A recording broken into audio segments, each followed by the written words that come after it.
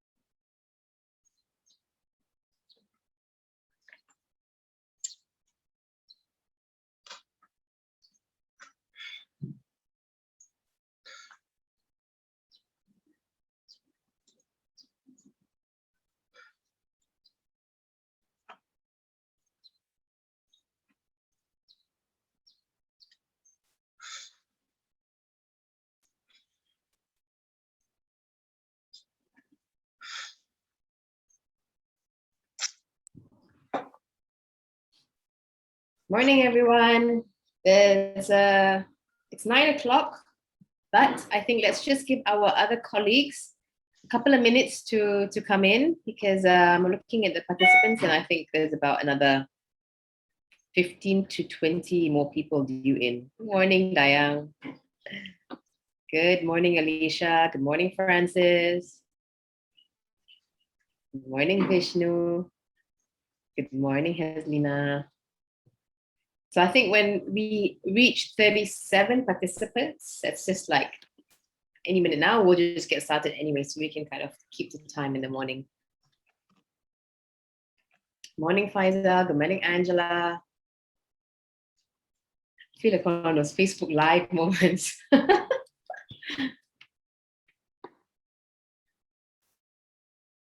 All right, we're at 36. Good morning, Catherine. Hope you've been well.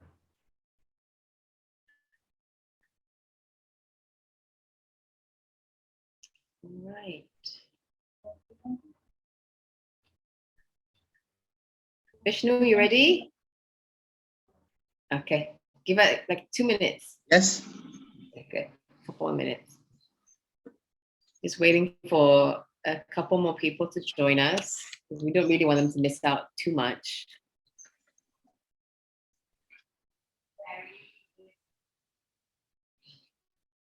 It is a very interesting topic, you know, because like yesterday we ended the day talking about phishing and posting the wrong things on social media and people finding out all about our lives. And then this morning we're talking about, you know, potential legalities of posting the wrong things on social media. So it's a nice continuation from yesterday, actually.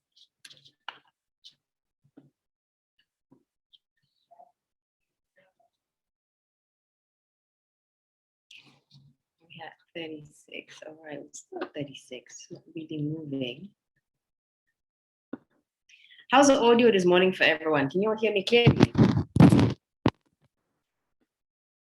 Yes, good. All right, good. Okay, we have 37.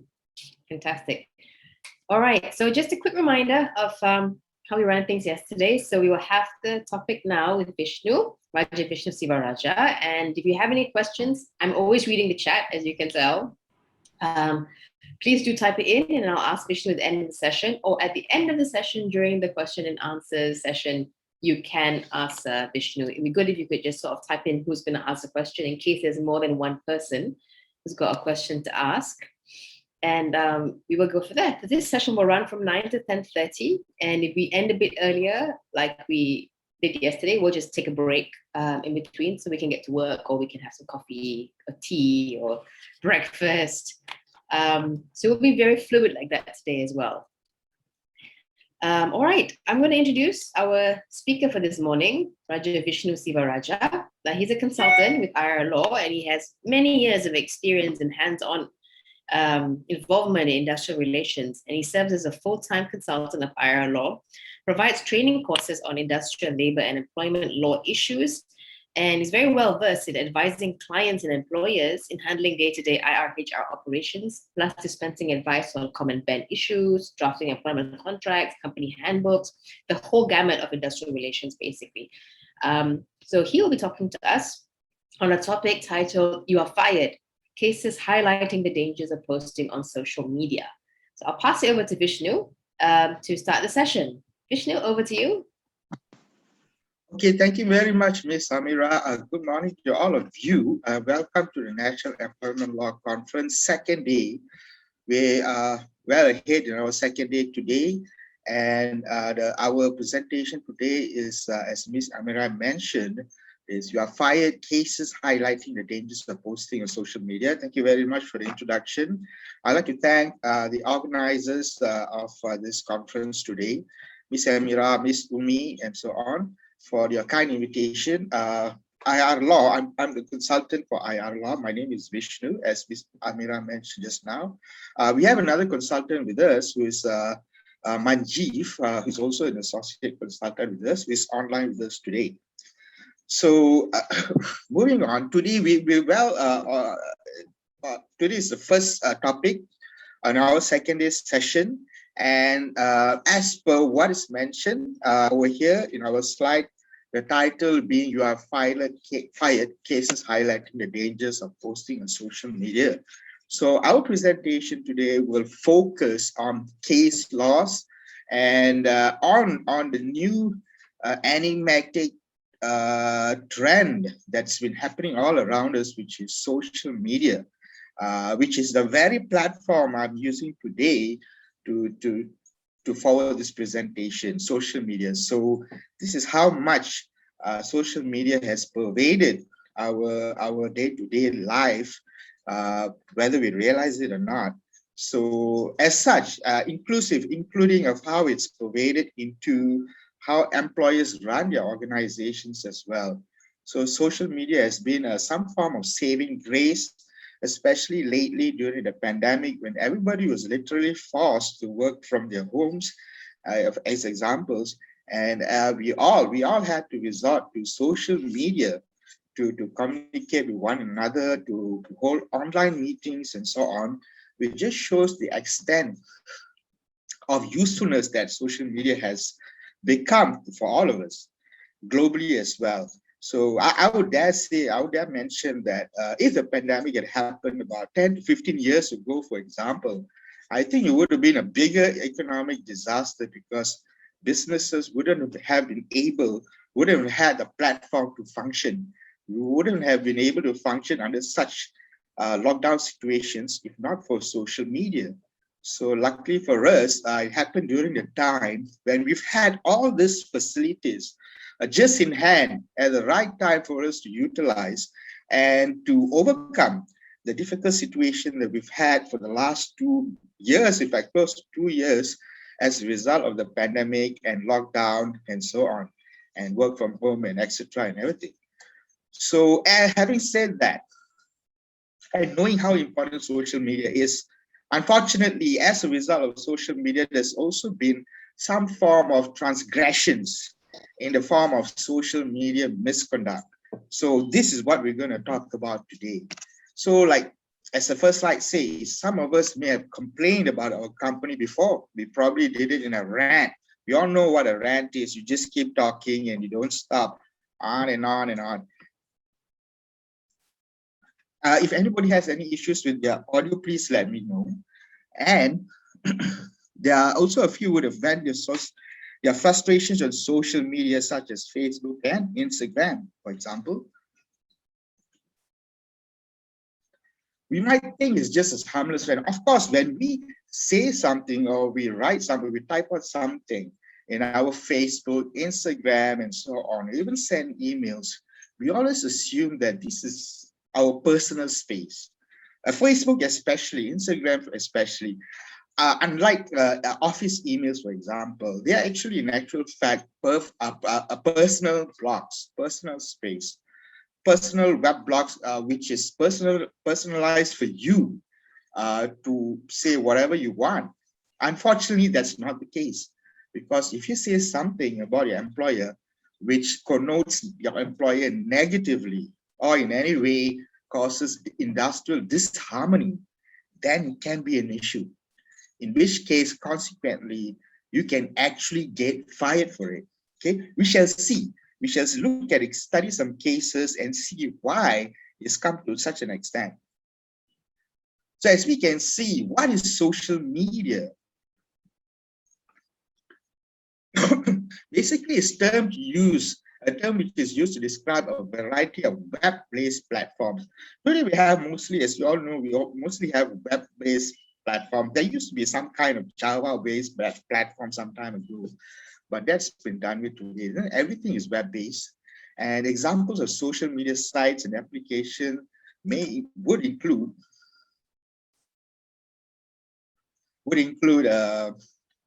what we use every day, for example, Facebook, YouTube, Twitter, LinkedIn, Skype, Instagram, and even the latest trend, which is called TikTok. That's even a social media being extensively used.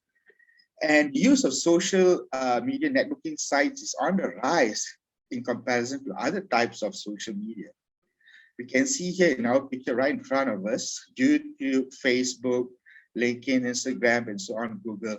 In fact, the very fact you can see this web page here with this picture here signifies, strangely, the people who are responsible to bring us, for example, Google, Facebook, for example, as we know, Facebook, the man behind this is Mark Zuckerberg, and also Google, the inventors, the creators of Google, I believe it's Larry Page and Sergey Brin or something. I hope I got the name right. So these people are in the top 10 billionaires Forbes list today. They're one of the richest people in the world today, and rightly so, because they've come up with such a useful product, such as social media platforms. And the resulting consequence today they are one of the most powerful people on the very planet. In fact, there are others as well. Jack Because, who is the creator of Amazon.com, is not here. And they all have a link, even Elon Musk as well. I'm not so sure who is number one or number two, Elon Musk or Jack Because, but most of the people who are here today, who are responsible for bringing social media into our lives, are also some of the most richest people, and some of the most influential people in the world today, which shows the extent of influence that social media has had in our lives, not only in the business arena, but as well as personal lives and the way we communicate and the way we socially interact with one another. So as a result of all this social media, recently there's been an uptrend of this genre of people called social media influencers. I'm not so sure if you've seen them or not, but there are some people who have some TikTok or they have YouTube. There's been a rise of social media influencers someone who's established credibility in a specific industry, has access to a huge audience, and can persuade others to act based on the recommendation. So, for example, we've seen like famous people, artists, athletes, for example, having their own YouTube web blog, and for example, and having thousands of followers. And not only that, there are people who are not necessarily been popular before. They just come up with some kind of funny or unique kind of video clip, maybe a funny kind of dance, for example. And in the end, you find that they become viral. It goes viral all of a sudden, and they have thousands of followers. So, and if you've seen some of these YouTube videos, what they do is they share with you their diet, and they cook for you something, or they have some plain just normal conversation which you and me have every day. But they have followers. Now, I don't have any followers, neither do you. I'm not sure about you. But and it becomes a social trend. So these people are called social media influencers. So the reason I brought it up is simply because some of these people, some of these social media influencers could be working in your organization as well. So something for us to bear in mind how powerful it's become.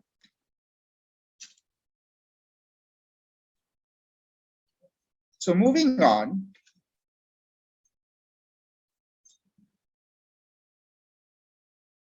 sorry, just a sec. Okay. Now we talk about advantages and disadvantages in employment practice, social media in employment practice. Now, for the moment, currently, most of us have been working from home, WFH from home, and apparently it looks like WFH or work from home is here to stay. So what is work from home? In a sense, work from home, as long as you're authorized to work from home, is merely an extension. It just means that your home is, is an extension of your office. That's it. From a legal point of view, from a legal stance, all it means is your home, part of your home becomes an extension of your office. So all your policies, company policies, discipline procedures, etc., etc., which has been practiced within your company's premises, immediately becomes applicable even if you're working from home. So during working hours, for example, even though you work from home per se, you're actually at work. So everything that happens in your workplace, in your office premises, for example, which you are usually accustomed to, are also applicable while we're home. So there's virtually actually no difference. So it's just an extension, a difference in locality. So, the reason I brought it up is because apparently work from home is here to stay, or even many industries post-pandemic era. We're now in the endemic era. We all know what that means. We're trying to live with COVID-19 the same way we try to live with cancer or blood disease or heart disease and so on, right? So that's what is meant by endemic. So there used to be 100 over reasons for people to succumb to illnesses and get infected, etc., etc. So now there's just another one more, because as we can see, the government has done all they can. They've given us a vaccination, etc. And I believe the Prime Minister has mentioned in his latest speech that there will not be any more lockdowns. At most, maybe centered around certain hotspot areas. Other than that, there will not be any more lockdowns, because as long as a majority of the population, up to 90%, have been vaccinated, fully vaccinated, I would say. And I'm not so sure about the percentage though. Because of that, going to that level, believably, we've created a herd community and so on. So as a result of all this, there will not be future lockdowns, apparently. And so industries have actually come up with policies, work from home policies, and etc., to at least have a hybrid work environment whereby you work certain days in your office and work for certain days at home. Because apparently work from home has been rather, to a certain level, been successful. And we've been able to actually be produced, or to be able to be productive to a certain level, to a large level, in fact, compared to the productivity level when we were in the office. So it has been fairly successful in business continuity during the pandemic times. So as a result of that, industries are convinced, most companies I know are well in their way to allowing employees today to either work from home or hybrid. So as we can see, work from home is here to stay, and for good reasons as well, for good reasons. So because of that,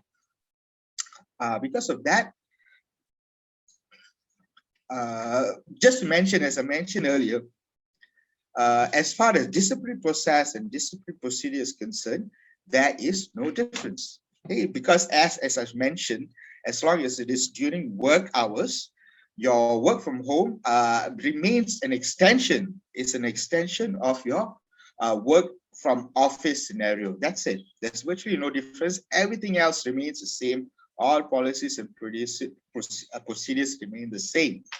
But it advanced well for all of us in every industry to have work from home policies to emphasize to employees that everything else is the same. We trust you to work on your own at home with lesser supervision, but we expect you to produce and to behave as if you were in the workplace, no difference. Okay, so that's the way it's supposed to be.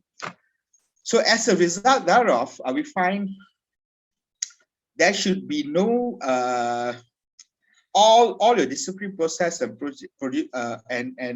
procedures remain the same.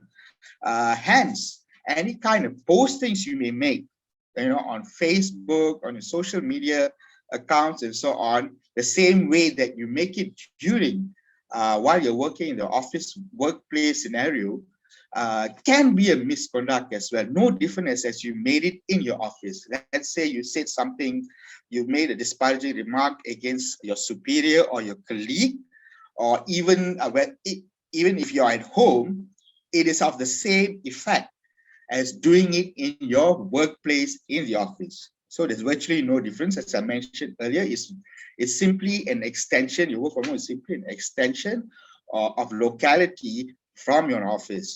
So having said that, now we take a look at case laws. Basically, our presentation today will be very focused on case laws because we don't have an act or provision to regulate what social media is or supposed to be and how it is defined as a misconduct as of yet. Everything that we know, whether it contravenes the law or not, it is based on case laws. So now we take a look at the first case. In Silver Mohan Gopal Lion versus Telecom Malaysia, the courts realized that internet application in companies are a phenomenon that cannot be denied at this time. Involves using Facebook, email, Instagram by company staff to enable companies' business to run more effectively and competitively. So the courts have taken judicial notice of the usefulness and the influence of social media in the business environment. So they've actually taken judicial notice. Means that means everybody, the courts know, the law is aware that social media is a norm today. At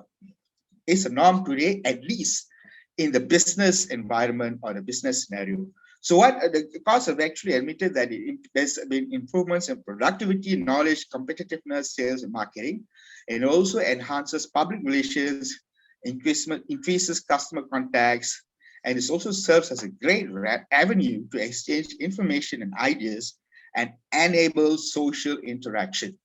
So courts are aware, the law is aware of the effect of social media has had in our lives, especially in our professional lives. Now we take a look at the disadvantage that could happen as a result of abuse of social media. Only when there is abuse, there's a disadvantage. When there's no abuse, obviously there's always an advantage, like everything else in life. So when we take a look at the disadvantages, some of it being risk of disclosure of business strategies, sensitive data, information theft, disparaging remarks about employer, release unauthorized recording of workplace incident, inflammatory political remarks by employees going viral. So these are some of the things that could happen. So especially now, since you have employees who are working from home, so they need to be constantly reminded that even though you're working from home, you're still part of the company. It's an extension of the company's workplace or workforce.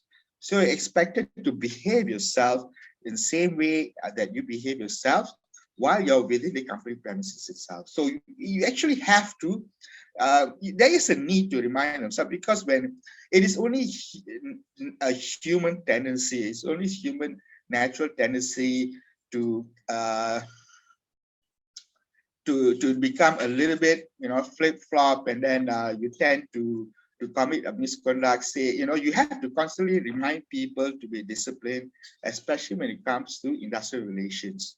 So it's only human tendency for for us to go backwards a little bit.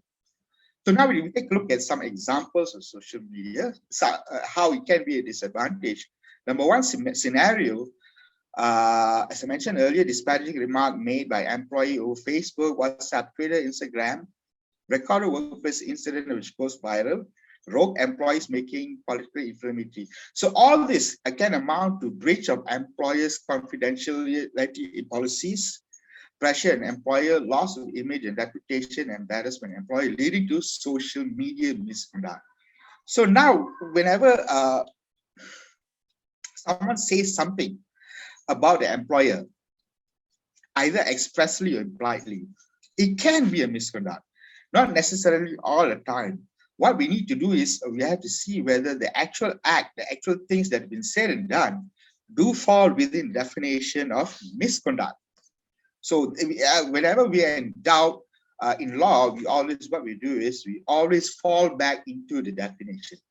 So now we'll try to look into the definition of misconduct. We do some analysis and what social media misconduct can be and how it's defined. Basically, misconduct itself, as we are well aware, misconduct can be any conduct on the part of an employee inconsistent with faithful discharge of the duties of an employee, or even be an act of conduct which is prejudicial or likely to prejudice the interests of the employer or damage the reputation of the master. And under Section 14, we have it is actually defined very, very widely to mean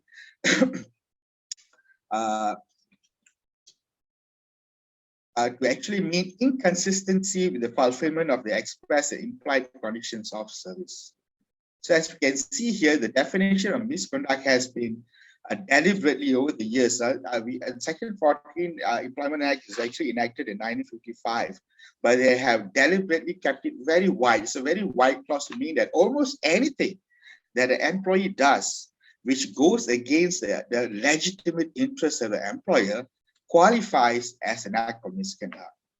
So they probably would have, and we say even at that time that we have to keep the definition of misconduct wide, invariably wide, to cover a very wide spectrum, simply because we never know how business progresses, how the world develops. There can be new forms of misconduct, like what we have here today, social misconduct. So this is just an overview of the kind of, when we talk about misconduct, we usually go into the genres of minor and major misconduct. The major difference being culpability of the misconduct itself, seriousness of the misconduct itself, whether it's serious enough to qualify as major, or whether it's minor, or whether it's repeated again and again so much so that from minor it transgresses to becoming major. So this is how we define it. We won't go into it fully because it's just to be just an overview of minor and major misconduct. These are basic examples. So as I mentioned, in order to fully analyze our presentation today, it will be divided into three main issues, which is number one, what we'll try to analyze here today. Number one will be, can an employee be held accountable for postings made on their personal social media account during work hours of employment? Number two, can social media messages be admissible evidence? Obviously, when we talk about IR, we want to know whether whatever we have qualifies as an admissible evidence in court later on. So that is really important. Otherwise, it's pointless for us to produce documents, social media documents, etc., if it does not qualify as admissible evidence. Number three, do employees have rights to privacy? So this is the major defense that's been afforded by all the accused employees. Employees who've been accused of social media misconduct almost always come up with the defense of rights to privacy, because as I mentioned, social media is basically your own private blog. So so meaning that it's, for them to say whatever they want, based on the rights to privacy and rights to free speech and so on. However, we shall see whether that is sustainable, whether such things are sustainable when the employee is found to have made disparaging remarks against the employer. So we should see in our later slides. So we take a look at the first case. Malaysian National Insurance Berhad versus Ratnawati Muhammad Nawawi in 2007. This is not so long ago, 2007. So social media has been a very, very new thing. It's been a very, very new, latest developments for the last 10 or 15 years only, not beyond that. We've never had, obviously, we've never had social media. Mark Zuckerberg didn't come on Facebook right up until 2000, I believe 2005, for example. Okay, so well, take a look at the facts. The claimant was dismissed after a company found that she had been using her computer in the office to undermine the authority of senior officers of the company. She was charged with using the company's computer to chit-chat with the colleagues and using derogatory and vulgar language against senior officers. Okay, when you take a first look at this, it strikes you as being something. An employee has been using a computer, a company facility, in her office, company location office, to undermine the authority of senior officers, charged with using company's computer to chit-chat with the colleagues and using foul words against the senior officers. From the basic facts, it does look as if she's committed a serious misconduct and warrants dismissal. But guess what? What did the court say? The court said, it would have been a clear case of misconduct if he had been said directly to the officers concerned. But if those words or languages are only used behind their backs and only between a few friends, it would not be a misconduct. Those words were not meant to be heard by the senior officer. If those derogatory words were to reach the ears of the senior officer through a third party, it would not be the same as they said directly to the senior officer. So the court actually held that it is not such a serious misconduct so as to warrant a dismissal. So unfortunately, in this case, the courts did not upheld the employer's dismissal. We can see the difference is simply because she was actually chit-chatting behind the backs of the, she was merely chit-chatting with the colleagues. It was a private conversation. So it was not meant for the senior officers, but somehow they got to know about it. So we have to look to some extent, the intention, to some level, the intention of the employee who made such disparaging remarks about senior officers, or even the company for that matter, something which is just a mere chit chat, then it may not qualify at all as an actionable social media misconduct. But there are other cases to distinguish. Let's take a look at the next case. Roslan Ayer versus Park Royal Penang Resort. Here, the employer is working as a chef, posted some comments on Facebook page, which employer viewed as blaming the manager for causing emotional pressure on a fellow worker by reassigning work schedule who had recently passed away. The employee was of the opinion that Facebook comment instigated others to believe that the manager was responsible for the fellow worker's death. So the DI was held and the claimant was found guilty and the claimant was terminated. So what do you think? Was this did the court upheld the dismissal or what? Okay, we'll take a look. So what happened? The court dismissed the claim of unfair dismissal. So basically, the court favored the employer. In other words, the court held that the employer was right to dismiss the claimant. Let's see why. The claimant's Facebook comments, other employees were passing unwanted and hurtful remarks against the manager. Since the claimant made such Facebook comments, other employees were hurting the manager. The manager's authority over subordinates corroded just subsequent to the Facebook comments, and the manager received several telephone calls, and the callers called him Pabuno, torturer, lucky kejam, and so on. right up to the extent where the manager feared for his life and had to lodge a police report. So that definitely, moving on, the comments that the court actually further held that the comments were totally unnecessary, when in fact untrue allegation reporting about industrial disharmony. So we can see the difference between this case, Roshan Ayub, and uh, Malaysian Natural Insurance was Ratnawati. Here, it was done behind their backs. It was not meant for the superiors. She chit-chatted behind the backs of the superiors. But here it was out on the open. The claimant made disparaging remarks out on the open, and it caused an effect. It caused a very bad effect on the person who was intended to, the manager. So, and until to an extent where the manager feared for his life and had to lodge a police report. So in all fairness, obviously, this definitely caused this. In the second case, Roshan Ayub, it definitely caused industrial harmony.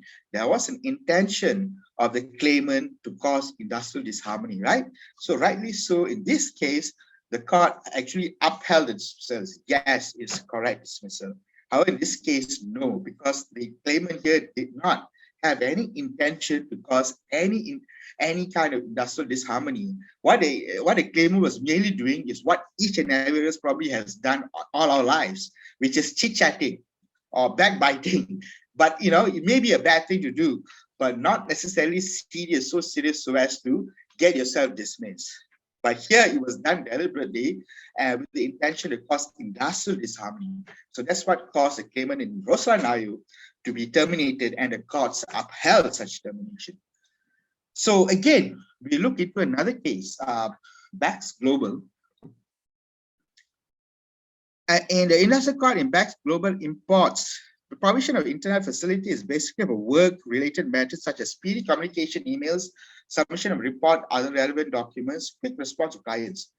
It is abuse. It's an abuse used as a tool to attack the integrity of one superior to the other employees or other employees. So here it is clearly stated it is used with the intention to attack the integrity of the superior or whatsoever so on concerned. Then yes, it can be deemed to be an abuse. Then it can be a serious misconduct warranting dismissal. Okay, over here we have a foreign case now. This is actually a very, very early case, which case this case gives some kind of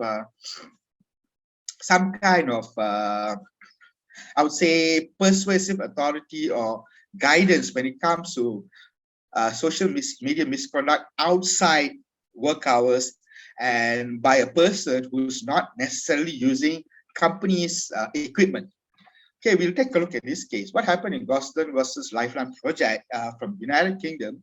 The email was sent using personal computer outside working hours. So let's see how the court decided this case. The employee, during his off hours, received a chain email on his home computer which contained racist, sexist material with instruction to forward it to others. He forwarded the email to the home computer of another colleague. That colleague forwarded it to another colleague at his place of work and therefore wound up in the company's intranet. So the company dismissed the claim on the basis of gross misconduct. So what happened here? The UK court decided, tribunal actually upheld the dismissal, even though the original transmission of the email by the claimant was after working hours through the claimant's personal computer and to another home computer of another colleague. The reason is because the tribunal found that the claimant should have been aware that those he sent it to were most likely to pass it on. The tribunal held that a reasonable employee would be entitled to conclude that the claimant had committed an act of gross misconduct that could damage the company's reputation or integrity. So in this case, even though the claimant made some social media remark or forwarded an email which contained very, very bad material outside working hours and using his own personal computer, despite that, because of the fact that he should have been aware that it can be passed on to his other colleagues and so on, and because of that risk he took, the UK Employment Tribunal actually upheld such a dismissal. So you see, the difference here being is carelessness or negligence in your social media, in handling your social media emails or whatever, or accounts or whatever, or intention. If you have an intention to cause disparaging remarks and cause this industrial disharmony to your colleague or to your superior or to the employer per se, then it can be a serious enough misconduct to warrant dismissal. But if there's no such intention whatsoever, just a normal chit chat, maybe not, based on the first case that we came across.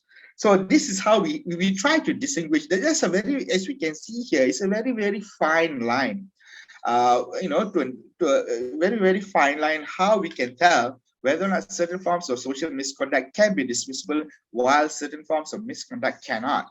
But what we need to do is actually establish some form of intention on the part of the employee who did it, whether there was intention to cause industrial disharmony or not. Okay, so or whether he failed to consider, as in this case, Goston versus Lifeline Project, whether he failed to consider that by sending such an email, he failed to realize that it could have been passed on to all the colleagues, passed on to the company's internet, and thereby causing industrial disharmony. So if he fails to even consider that, that can be a dismissal misconduct. So if it causes industrial disharmony, that's number one, or negligence. He fails to consider, he was negligent in considering whether, in taking care that if he does send such an email, it may cause industrial disharmony. So these two aspects we have to look at, basically, if we want to determine whether such a misconduct, social media related misconduct, can be dismissible or not. So see, it's a very fine thin line, as we can see. Some cases going 2, some cases going 4. So, but we just have to, it may be a thin line. It may be a thin line, as we can see in these few cases, but there is some kind of line. It is some kind of line. As I mentioned earlier, number one, industrial disharmony and negligence in considering whether it could have caused industrial disharmony. These two aspects would be serious enough to dismiss the employee. So mere chit-chatting, like in our first case earlier, mere chit-chatting alone, mere backbiting alone, you're talking privately among your fellow colleagues, or maybe chit-chatting through email, having no intention whatsoever for it to spread. Maybe that does not amount to a dismissible social media misconduct. So another case here, Muhammad Hanif Azari versus Telecom. The claimant was issued a show cause letter for, amongst others, uploading the company's letter of censure. Letter of censure simply means it's something like a warning letter on his Facebook page and posting his personal opinion on it. Sorry, it's a letter of censure is actually a show cause. I don't know why they call it a letter of censure in this case. We usually call it show cause anyway. A domestic inquiry was convened against him, at the conclusion of which he was found guilty of the charges preferred against him. So what happened here? So this is quite obvious. You're actually uploading the company's show cause letter on your Facebook page, So the letter contained the company's logo, and the posting had consisted of various insulting comments, remarks, and defamatory statements against the superior who had issued the letter. Thus, the respondent company had succeeded in proving his charge against him, and it had warranted his dismissal as he had been a grave misconduct. So this is quite obvious. Obviously, when someone gets a show cause, instead of replying to the show cause and defending his case, what he does is he uploads it into his Facebook page or whichever social media account, and with the company logo, with the actual letter, and he makes comments on that, So this is like, this is obviously a misconduct because it definitely lowers the image and reputation of the company.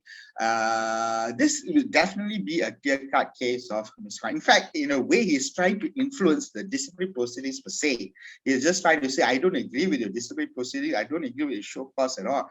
But if he agrees or he does not agree, his job is to reply to the show cause, not to make Facebook posting and send it and leave it for open view for all his colleagues, to all those who follow him, so that they can see what the show cause is all about and look at the points in fact and listen to all his disparaging remarks. And not only that, bearing in mind that a show cause is a confidential piece of information. So it's actually not just has caused industrial disharmony and damage his company's reputation, it's actually breached company's policy on confidentiality, confidential information. So he was actually wrong on 2 counts, not just in social media misconduct. He was actually wrong on breach of company's policy as well.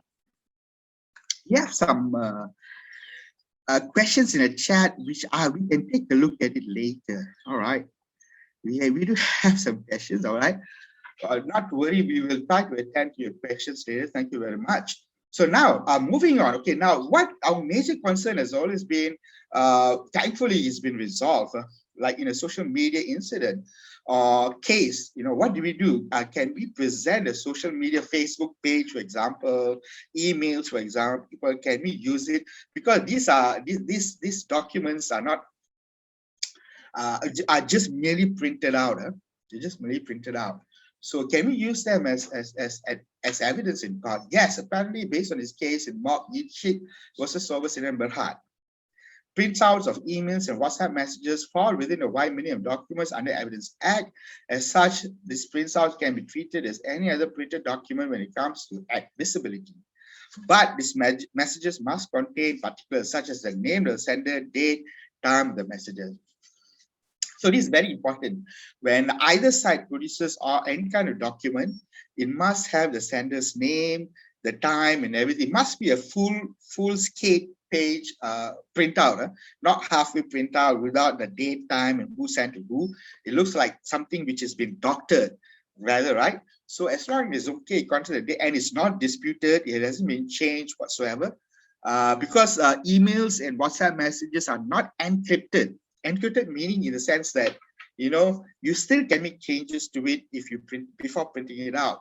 So this notwithstanding, as long as these emails and Facebook pages which have been produced as documents are not disputed. Now, you produce one piece of email at this date, this time, and somebody else says that the claimant would say, the employee would say, no, looks, this email was produced at a different time, so there's something wrong. It's been doctored or changed.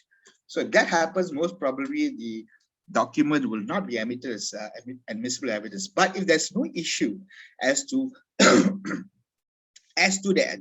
particulars of the document itself, everything is correct, name of sender, time, etc., then it remains an admissible piece of evidence. So not to worry, if you have a case like this, if you have issues, you need to do a DI on employees causing all kinds of rants in your social media accounts, please go ahead. You can print them out and use them as evidence. So we've been waiting for case laws on this issue for a very, very long time, because it's never been addressed by the Evidence Act per se. When you look at the evidence, it talks about documents, etc., and all that.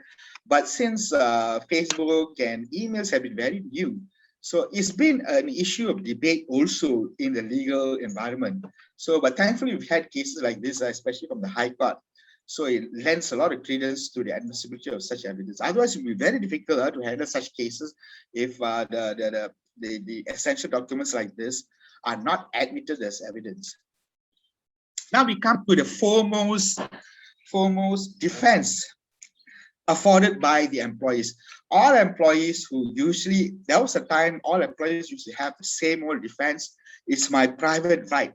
Those who've been caught making disparaging remarks against the employer and so on, those who've been caught and so on, they will always present the same defense.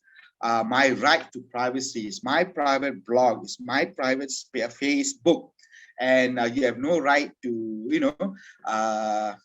no right to disturb my privacy and things like that. This used to be a common defense. We shall see, based on the federal constitution, etc., and some case laws, whether such defense is sustainable.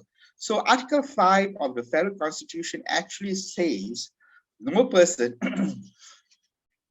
shall be deprived of his life or personal liberty save in accordance of the law, with law, which is actually a very famous landmark decision of Sivarajah versus Badan Program Malaysia, another 2010 case. So it is actually a federal court decision. So in Sivarajah versus Badan Program Malaysia, a federal court held that the right to personal liberty includes the right to privacy. So based on this case, the employees seem to have a point, a case in point, but In Kamal Rafiri Muhammad Zakaria versus Alam Flora, this is a very recent decision, 2019. This was actually one of the points which was raised in the case that on the issue whether the claimant or the employee had the right to free speech.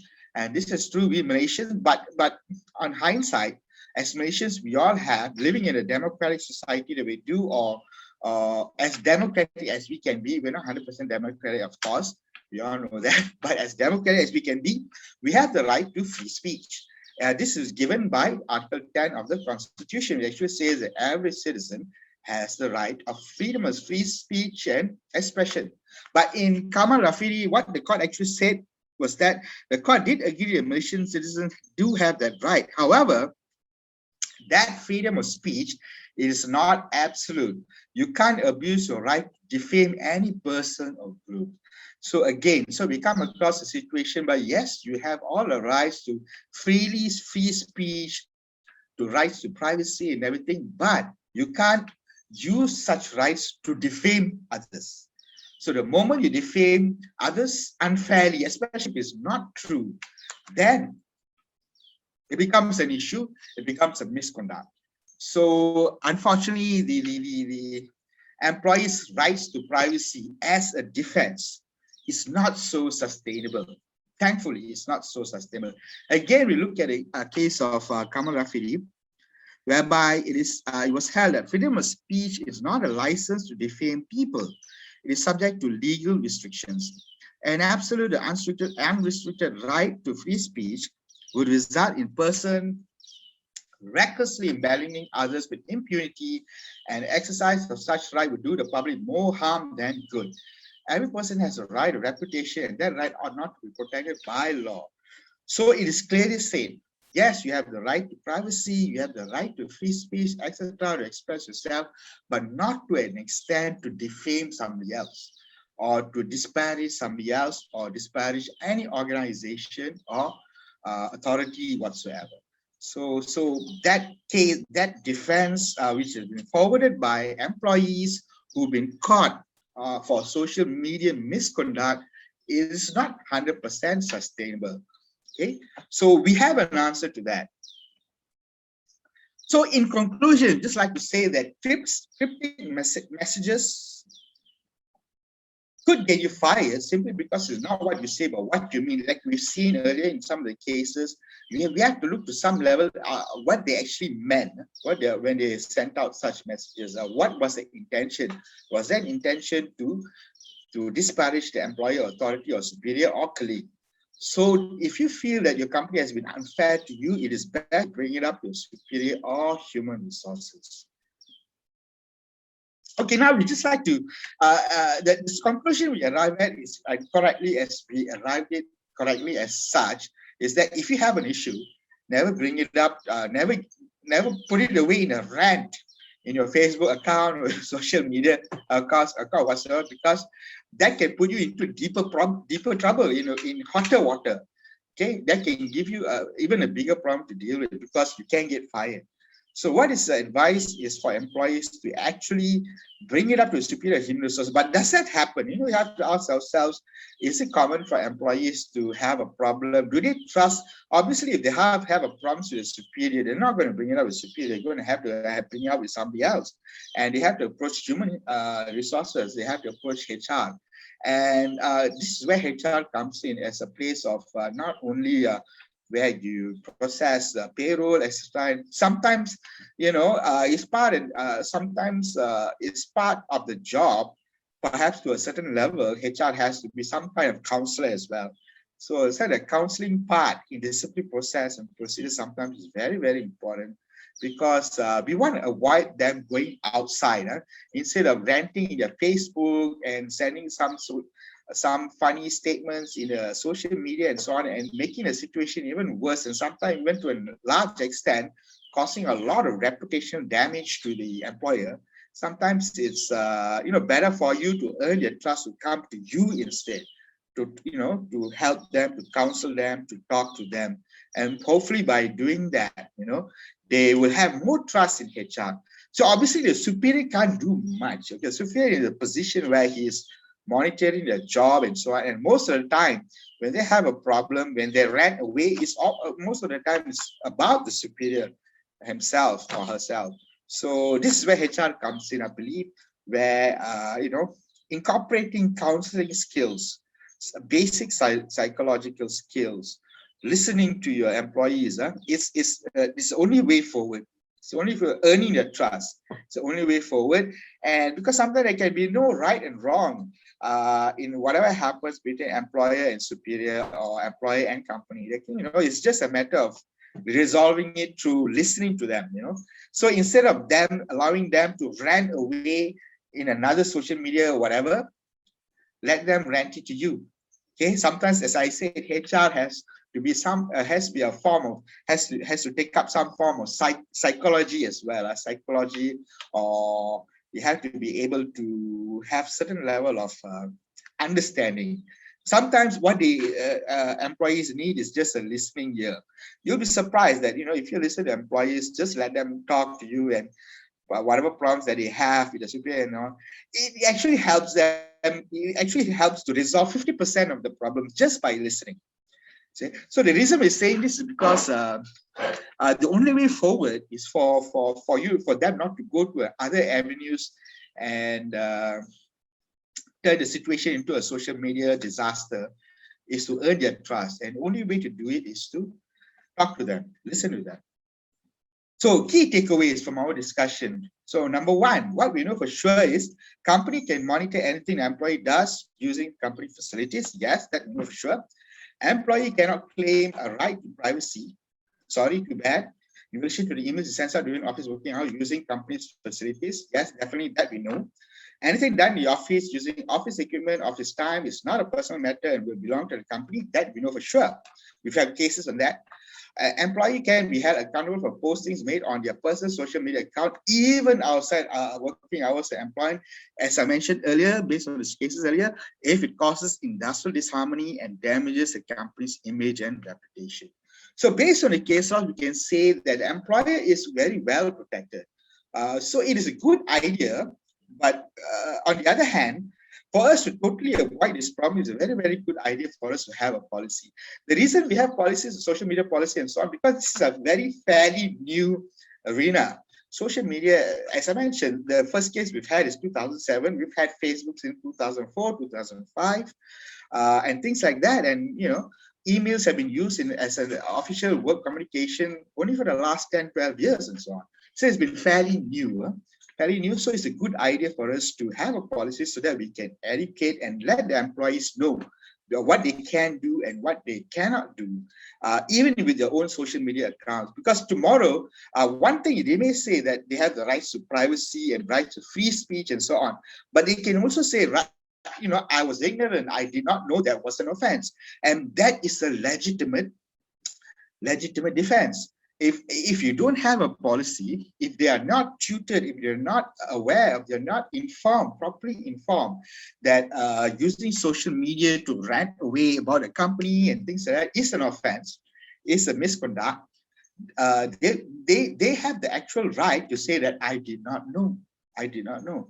So it is actually very crucial, in fact, for us, in order to avoid this problem totally, is to inform them through a social media policy. As I mentioned, simply because it is new.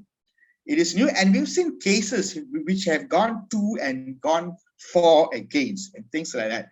And how thin of a line that divides between the cases that went against a company and the cases that went against the employee. We've seen just now how it goes to and fro. So it's a very fine line there. So in order to avoid all that, in order to avoid us, the employee dragging us to court, and then, we have to produce all this, it is very important. It's very crucial to have your policy. Make sure they read, they understand, they know what to do. So once you have such a policy in place, once they've read it, they've acknowledged it, they've signed it, yes, okay, we are aware, we're in a much better position to handle these problems. So when you implement a social media policy, clearly defining what is and what is not permissible during or outside work hours, we should include the following guidelines for the use of company IT systems, social media platforms, how to use it, email, Skype, WhatsApp. Regulate the access to company social media platform, when and where, for what purpose. Of course, you have your IT side to help you with all this. Prohibition on the disclosure of employers' confidential information. Yes, you can add prohibitions like this. Even if you have a confidential information policy, you can also have excerpts of that confidential information clauses into your social media policy as well. Just to remind them again, it cannot be used to disseminate companies' confidential information, etc. As a reminder, you can put it in the social media policy. Prohibition and derogatory, discriminatory, defamatory comments on customers, suppliers, employees, superiors. Like prohibition on comments on customers can be even where more serious. Commenting about your employer, commenting about your superior is very damaging. But your employer may forgive you. He may be a nice guy. He may forgive you. He may think that you did not know better. Your colleague or your superior may forgive you, but very rarely your customers are going to forgive you. If you do something like that about your customer or your client, you're going to lose your business. You're going to lose them. So that can be even more damaging, because they can even sue you. So it can be damaging, not only damaging to the interest, the reputation and image of the company, can damage the business interest of the company as well. So these are things, which is why it's very important for us to have such policies to really remind them, the employees. Prohibition on the unauthorized use of company logos, images, and trademark. Of course, company logo, trademark, etc., they are all a trademark and belong to the company. Even though sometimes, obviously, companies do not have a trade or copyright over their logo and so on. But as long as it's been used as a company letterhead, for example, is used in a company's documents, for example, the moment you upload it, it's not a matter of copyright infringement, but rather the moment you upload it, you have actually, like the show cause, which was uploaded by the employee into his Facebook. The moment you upload it, you're causing damage to the reputation and image of the company. People are aware that that's a company you're working for. So, even though it's not, as I mentioned, it's not a question of copyright, rather an issue of image and reputation of the company in terms of unauthorized use of companies' logos and images. Number 6, prohibition against employees holding themselves out as speaking on behalf of employees unless authorized in writing. Notification that a breach of guidelines may result in disciplinary action. Yes, of course, as in every policy at the end, must remind them that the purpose of all this is for us to educate you, for you to be informed. And if you breach all this, we have the right to take action. And notification that an employer reserves the right to monitor all users of workplace computers, includes employees' access to social media.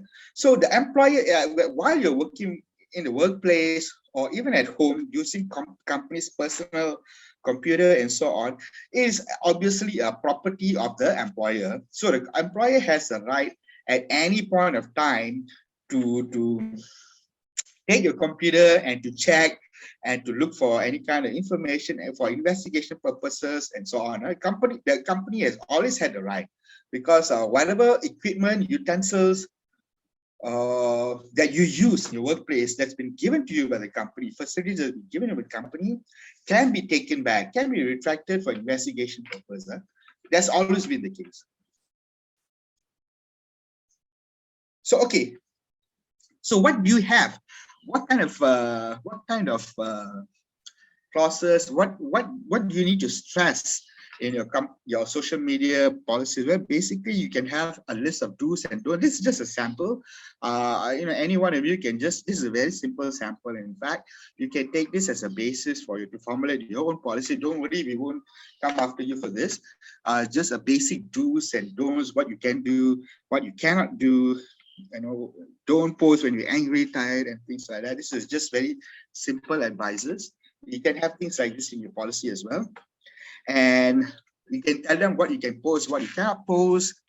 For example, Facebook personal, Facebook official, share news about the company. And of course, in Facebook official, Facebook personal, there's no reason for any employee to share the company's news, information whatsoever, because most companies already have their own media people to handle that. So, but you still have to tell them. I'm sure employees are not that keen on, posting news about the company, for example, events and things like that. Maybe they would. That'll be a good thing. That'll be a nice thing to do. In fact, most people have their own Facebook accounts and as their own personal space for them to express themselves. Very rarely I've seen them posting news about their employer, unless it's a bad thing.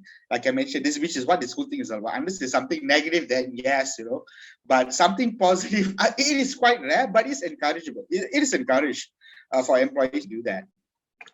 And tweets, LinkedIn, what you can update your profile and things like that. Google, of course, YouTube, yes. Okay. So these are basic things that you could incorporate into your social media policy. As I mentioned, the most important being, all these guidelines, what you can do, what you can't do, and things like that, and the notification that if you breach any one of this, company has the right to take action. So that's more important. These things are more important. Of course, you can add this as well. And okay, we're coming very close to the end of our session, and we do still have some questions. Let me take a look. Yes, we can. Okay, we shall try to reply to some of the questions. We do have some time left, okay? So managing social media misconduct, preventive grievance process, I was talking about earlier, devising an effective grievance procedure. Not to sidestep away from our topic entirely, but as we all know, like for example, under the Employment Act, one form of misconduct where you need to have a grievance process or investigation procedure is sexual harassment. As we all know, under Employment Act, if there's a sexual harassment case, it is compulsory for the employer to investigate a case, and have some form of grievance handling to handle the case. It is mandatory for you to do so. So under the employment, there's only one misconduct that's been recognized where you have no choice. If there's a situation comes out on sexual harassment, you have to have a grievance process or investigate on a matter. Whether it's guilty or not guilty is a totally different story, but you need to have investigation procedure to investigate the complaint. So similarly, in similar stance, we need to devise a grievance process or procedure for all. So part of HR is actually very important. I can't stress enough. I believe I was listening to some of the other speakers yesterday also on the concept, on the questions of how much employees will have trust, how much do they trust HR when it comes to issues in the workplace. And there's been a lot of I wouldn't say negative, but in most instances, we find, unfortunately, even based on my own personal experience, employees are very, very, they're not, they're very scared, or they're afraid, or they don't have a full 100% trust to approach HR with a problem, which is actually very, very, it's quite unfortunate, in fact. So the whole purpose of the grievance procedure and process, sometimes in companies' policies, for example, they just remain a policy. Employees never approach, they don't use it. So we have to look into that. Because we believe the HR management, HR job function responsibility extends more than simply payroll, compensation benefit, recruitment, administration. It also extends to a level where we want to take care of staff as well. And not only that, IR as well, when it comes to discipline process and everything. But on the other hand, sometimes it's better to extend a holistic approach by devising an effective grievance procedure so that we can avoid the other disciplinary issues that we may later have to face. So the holistic approach right now we're talking about is an effective grievance procedure. I need to stress effective grievance procedure and not just a mere grievance procedure. We need to win the hearts of the employees. You need to be approachable.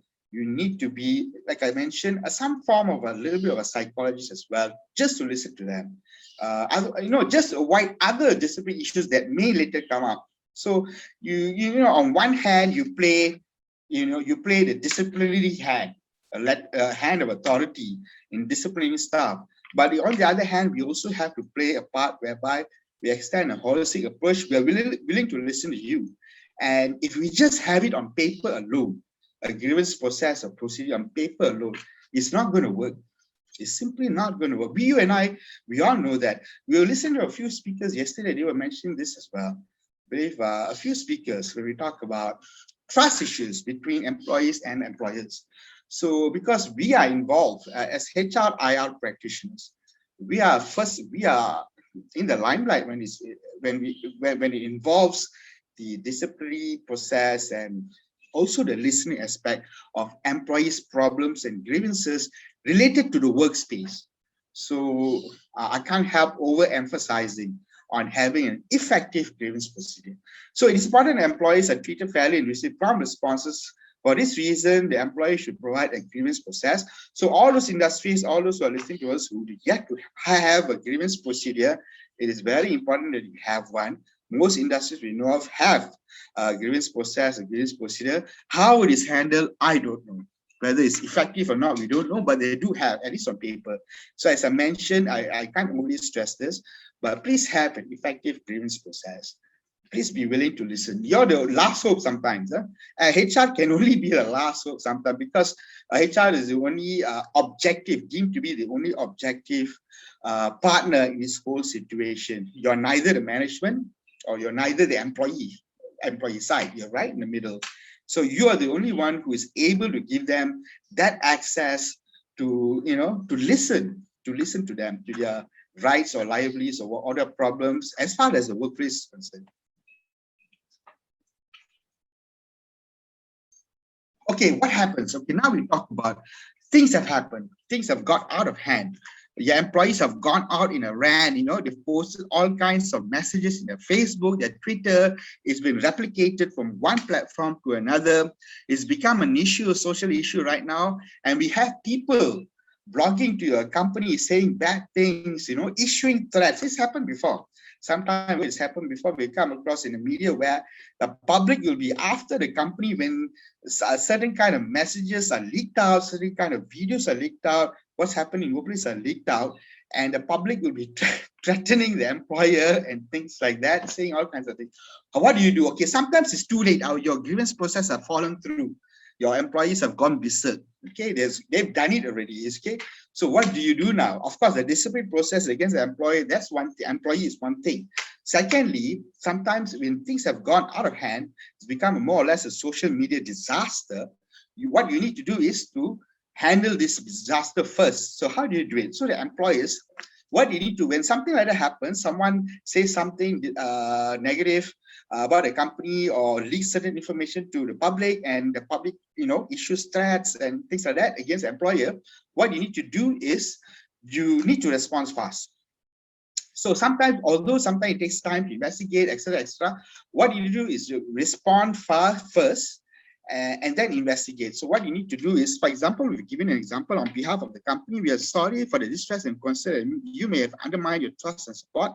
Please allow us to take this opportunity to share with you more about the situation and action that is being taken to prevent it from happening again. So the first thing, and do not post company internal memos, letters bearing company logo, discipline letters as a means of reply. We've seen this happening. Sometimes employees post a viral message to the public of certain things happening, incidents happening to the employees in the workplace environment, and then it goes, and it becomes a social media disaster, in fact. And what the company does is they issue a memo in front of, in their Facebook. We would suggest that you don't do that. A simple message of reply. We don't want to put your company's logo, official memo, in public. It's all confidential. Be very careful to maintain confidentiality of your company. You're the only one entrusted with the responsibility to ensure, no matter what, that you never reveal to the public, things like letters, internal letters, logos, etc. Because it's going to be an example for the rest to do so. The rest of them to follow. So you have to stop. So you don't have to use memos, letters, etc. Just give a message. Okay, we know there's a problem. We are handling it. We apologize for anything. And later on, you follow up. You follow up with the after some investigation. You give a follow up reply as well. So when something like that happens, we also need to fight social media fire with social media water. What does this mean is when the employee has made a disparaging remark in Facebook, for example, we need to respond it in Facebook. Oh, yes, okay, we know there's a problem, we're handling it. We've called the employee for a discussion. That's it. Okay, so if it started in Facebook, we should reply in Facebook. If it went viral on YouTube, then unfortunately we have to reply it on YouTube as well. So whichever platform was used and abused, we have to reply the same. As I said here, fight social media fire with social media water. So we've come to end of our session. Thank you so much. Thank you so much for listening to my rant. So we are open to some questions. We do have some time. And what do we have here? Hi, Vishnu. Actually, I wrote the questions down, so it'll save you. Okay. Just a sec. I just need to, because my audio is not the best. Yeah. Get your headphones on, and then I will. Okay. Sure. No worries. Thank you very much, Vishnu. That was very informative, and the comments say accordingly as well. So I've got 3 questions here that were in from the chat. The first question is from Fadliana Azhar from QSR. Can company still take disciplinary action against Ratnawati for chit-chatting with her boss, based on your earlier story? Okay, Vishnu. Okay, yes, I got the question. Basically, it's saying, can the company still take action against the Ratnawati for chit-chatting? Okay, and like I mentioned, okay, that's actually a very good question. It actually, what it signifies is, there has been confusion, I have to admit. Because some cases, as I mentioned, there's a fine line between what are the cases that went against the employer for this kind of situations, and what went for. And it's a very thin line. I agree with you, which is why, hence your question. Can we still take action? Okay, the problem is this lady Ranawati, she was chit-chatting with her colleagues behind the backs of the superiors. Sometimes people chit-chat. Unfortunately, over makan table, you have a cup of coffee, you have roti canai with your friend, you tell your friend about your boss. Dia tu macam ni lah, malas lah. It can happen, right? We say things. This time, what Ranawati did was, she did it in an email. She sent such an email. Dia pemalas lah macam tu. She sent it to her colleagues. She's backbiting about the superiors behind their backs. We have to go into the intention. She had no intention for the superior to hear all this. Just like when you have a chat with your friend you have a chat with your friend over dinner, over teh tarik, and you speak against someone, your superior. Do you have intention for your superior to hear it? No. But it is a weakness that we have. Sometimes we say bad things. We make mistakes. But we had no intention to hurt anyone. So that's what happened in Ratnawati's case. There was no real intention for the superiors to be aware of what she said. So as long as there's no intention to cause industrial disharmony, then by right, you can take action. Based on the question, you can take action, but you can't dismiss. Maybe at most, you must give a warning letter, or maybe a final warning letter, but not dismiss.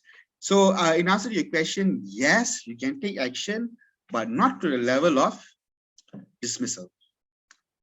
Okay, thank you very much, Ms. Thank you so much. What's the next question, Amira? Next question is from Catherine from Kananga, your member. Is there a definition of industrial disharmony that we can perhaps include into the policy?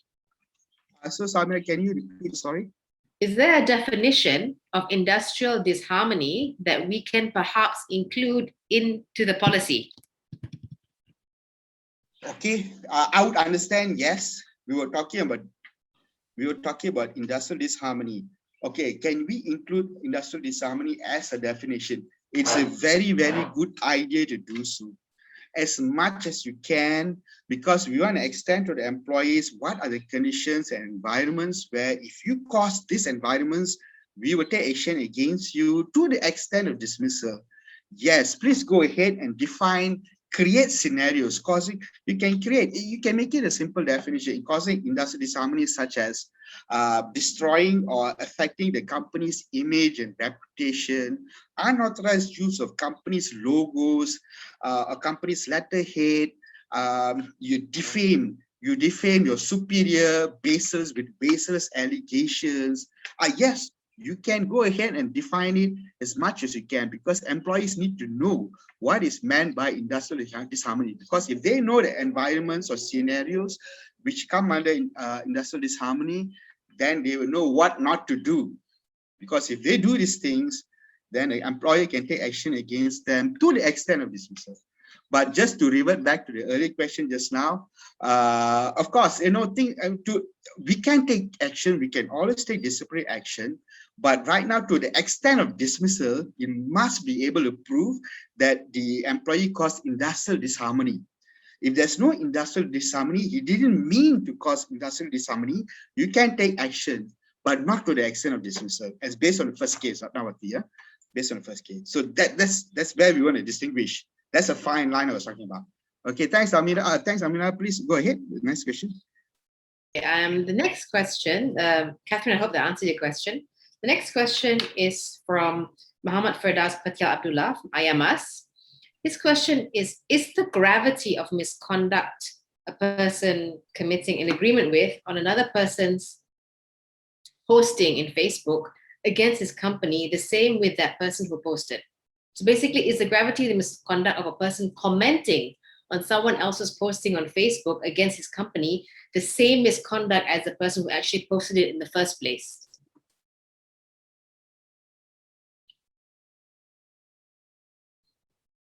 Mike, can you repeat it? Sorry. Okay. I've got the gist of the question, just to get deeper into the question. Okay, so the question is, if I make a post on Facebook, right, about my company, negatively about my company, and it's a misconduct, if my friend Umi then comments on my Facebook post, is her misconduct gravity the same as mine, the originator of the comment and the person that made a comment on my main post? Okay, this is brilliant. Huh? This is brilliant. This is what we meant earlier by the power of social misconduct, where you can replicate. Someone makes a comment on Facebook, and you make a comment on that. He said something on Twitter, and then you say something else on Instagram, and then you go and you have a blog, or maybe even create a YouTube and become famous, or maybe have a TikTok dance sequence on that. This is social media, what we're talking about. Again, okay, this is a smart thing. Sometimes employees do that. Someone, let's say, A, for example, makes a comment on his company on Facebook. This company, bonus very low, I work so long, so low, something like that, assuming. And then B, Umi, takes that and posts on her Instagram. He said that. We must look into the intention of Umi, B. She is obviously replicating what he said to magnify the effects what he said.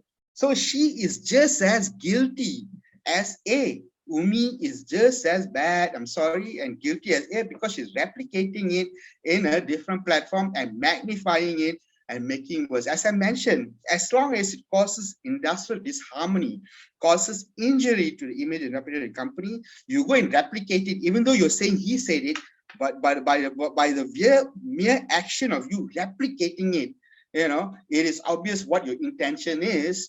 You're trying to damage, you're trying to magnify a damaging comment, make it even twice as bad. Something like, we've all heard of Baku Api, right? That's exactly what you are. You're making it. So it's just as bad. It's just as culpable. I would say it's just as culpable. So thank you for your question. Okay, Firdaus, I hope that answered your question. Okay, fantastic. I have another question. This is from Evangeline. She's from Colombia, Asia. Her question is, can a company take action on employees who do not declare their travel plans during their personal time or their day off, or when they're on leave, for example, especially now when the country is moving into the endemic phase from the pandemic?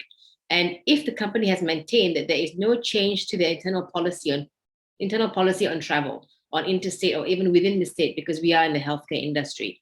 Can an internal policy of this nature supersede what the government of the day announces from time to time? Okay, thanks for the question. Okay, this I think by far is with regards to interstate travel. Okay, I'll be honest with you. The interstate travel was just announced by the Prime Minister. We have a speech, I call it speech. It was announced on the 9th. Until today, I'm sorry to say, we do not have an SOP yet. We have been checking and we're trying to keep track of the SOP. We do not have an official SOP as of yet. Whatever we have today, as per what we have today, is based on a Prime Minister's speech, which is, quite not very elaborate. Obviously, the Prime Minister is not going to tell you everything. So until today, I don't know if we check now, probably we'll get it. So the important thing here is we want to be in your policies, even though it's internal policies, company policies, we want it to be consistent with the government policies because this entire thing has been government-led initiative. So we don't want to do something which is contrary to what the government is already doing. Moving forward, the government is actually very forward. If you look at what the government is trying to do or trying to say right now is they're very forward thinking. They basically have done 2 jabs for the rakyat Malaysia. Up to 90% have been double vaccinated. So we've come to this level. Now we are calling it the endemic stage. We're not saying that the government has not said that we have trumped, we have won the war against the virus. Rather, we're saying what the government is trying to say is we're going to have to try to live with this. So after 2 jabs, pending any further scientific information data, we are moving on. We're not, for certain sections of the people, they're just going to have 3rd booster jab. And other than that, maybe move on to medication. MERS, they have the MERS, the government, I think Dato' Khairi has bought, pills from MERS company or something, the MERS pills to deal with the symptoms of COVID. So as we can see, they're a little bit forward thinking.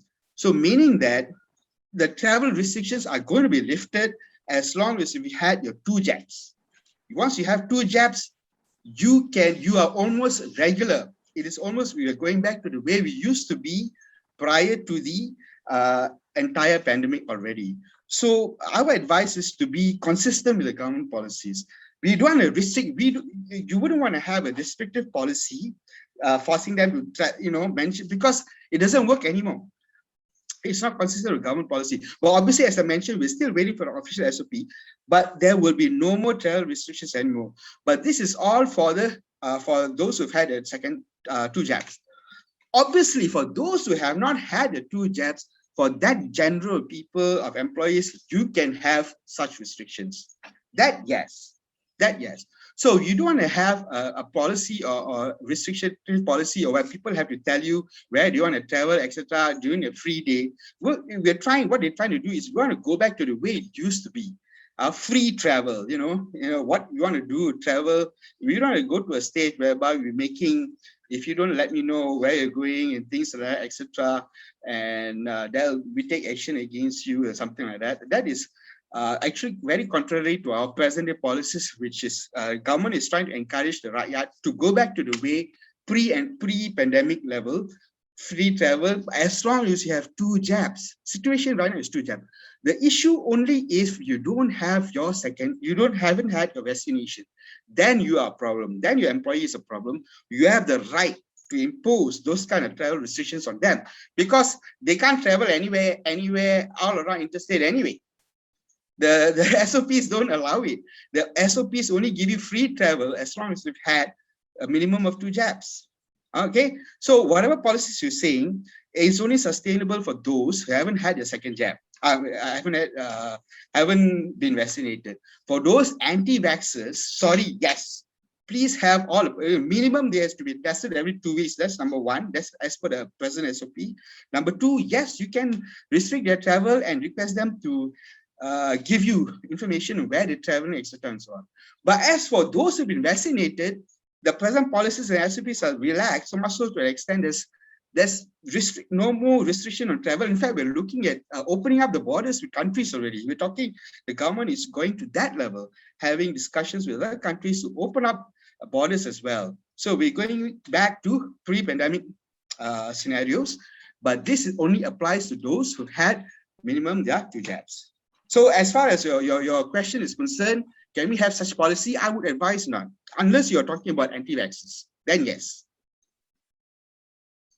Okay, any further questions? It's another question. It's actually 2 more questions, but one of them is not related to our topic. So what I will do, if you don't mind, Vishnu, is I will get you the email address of our delegate, and then I'll give you the question by email. We have a couple of questions. One of them is not related to social media, so I will get your email address and get you in contact with this person from Sea Hibiscus, because there are 2 other questions that are social media related. The first one is, if an employee posts an insult to the company in social media, but does not actually mention the company's name, can we take action?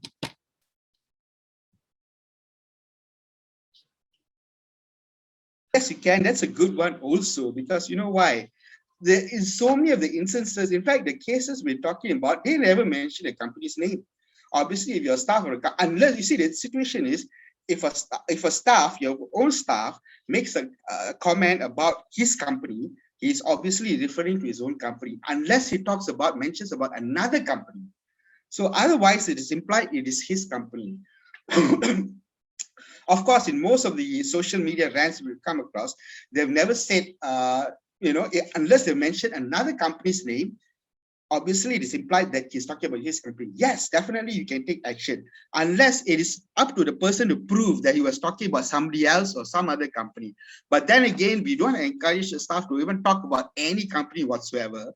So, and what right do you don't have the right to talk about your own employer, etc., in a bad light. What more right do you think you'll have to talk about another company, which is just as bad, which opens your present company to some form of liability, right? So we don't encourage it. But yes, you can take action, because it is implied he's talking about his own company. Okay. Okay. There's one last question, which we have just about a minute for. It's I think it's a simple one. It's from Zul Hasnan from IMAS. Can posts from years ago be used against the employee? Can we what? Sorry. Can posts? So I made a post about my company, not an unsavory post, but I made it 5 years ago. Can it still be used against me? Okay. Oh, you made a post 5 years ago, and now you remember. It came back. No. I mean, can my employer still take action against me if I made the post 5 years ago? I see. Okay. So you must be a real, what do you call it? You must have been a social media enthusiast. That means you've been involved in social media for a long, long time. Most people have just recently only. So someone posted 5 years ago. Okay. I would not think so, because there's a question of time as well. Okay, in civil law, it takes about minimum of 6 years. That's a limitation. Up to 6 years, you can take action. I believe, of course, there's no such law in industrial law. We can take that as guidance. Up to 6 years, yes, please go ahead, take limitation of 6 years. Beyond 6 years, let's just forgive and forget, all right? Let's forget about it. Because end of the day, if we look at the post, they didn't cause damage. They didn't cause any kind of harm to the employer. That's the thing. 5 years ago it happened, did not cause damage, did not cause any harm. Don't worry, bro. You can sleep at night. Nothing to worry about. Unless, of course, someone, as I mentioned, this is an avenue for someone to pick up and replicate, then he brings it up, then maybe yes. But just as a form of guidance, I would advise that up to 6 years, because that's a civil law. That's a civil law of limitation. Up to 6 years, maybe you can take action. Beyond that, it is not advisable. We can't put someone in some kind of induced threat for the rest of his life until the end of his career, for us to take action against a person. So just as a form of guidance, up to 6 years, yes, you can take action. More than that, forget about it. And also essentially whether it has caused damage to the reputation of the company or not. That's what we have to look at. Okay, thank you very much, Amira. I believe we're out of time. Yes, thank you very much. I have another question for you, but I'm going to email it to you if that's okay. Okay. Thank you so much, everyone, for having me. Thank you so much, Amira, Umi, for your kind invitation. And I'm Thank sure you you. all want to rush for your coffee session. And thank you so much again. With that, I leave it to Amira. Yes, thank you very much. Thank you very much once again, Vishnu. We will, I think we've got, we're right on time for the next session, but I think let's just take a 5-minute break to maybe get coffee or get something, and then we'll start the session in 5 minutes with Mr. Chu Pai Kiat, talking about intellectual property. That's okay with everyone.